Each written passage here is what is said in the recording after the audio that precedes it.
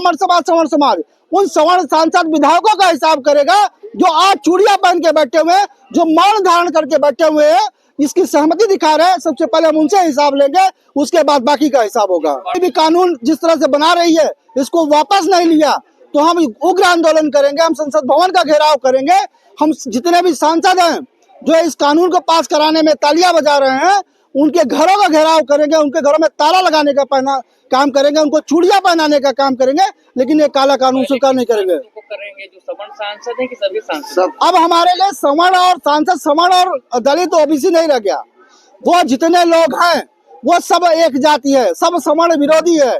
मैं तो ये कहना चाहता हूँ, पहले लड़े थे गोरों से, अब लड़ेंगे इन सवर्ण दोहियों से और इनसे लड़ करके इनको सबक सिखाने का काम करेंगे। लेकिन तमाम सवर्ण समाज में सांसद विधायक हैं जिन्हें समाज ही अपना गौरव मानता है, उस समय वो मौन है, तो उनके खिलाफ आप कैसे कुछ बोल सकते हैं? मैं उनको बताना चाहता हूँ जो मौन स्वीकृति दे रहे हैं, सबके घर में महाभारत की कहानियां प्रचलित है।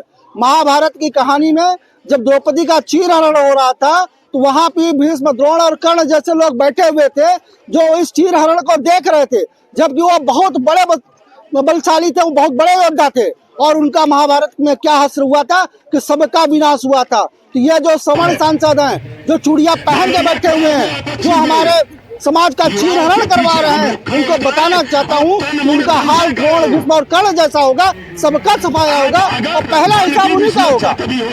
पहले हम दलित ओबीसी की बात नहीं करूंगा, सबसे पहले ब्राह्मण समाज, सवर्ण समाज उन सवर्ण सांसद विधायकों का हिसाब करेगा जो आज चूड़ियां पहन के बैठे हुए हैं, जो मौन धारण करके बैठे हुए हैं, इसकी सहमति दिखा रहे हैं। सबसे पहले हम उनसे हिसाब लेंगे, उसके बाद बाकी का हिसाब होगा। बड़ा वर्ग यूजीसी लागू करने का लिए भी प्रदर्शन कर रहा है, उसको लेकर क्या करेंगे? नहीं, अब तो समय आ गया है कि हम हर लड़ाई को लड़ेंगे।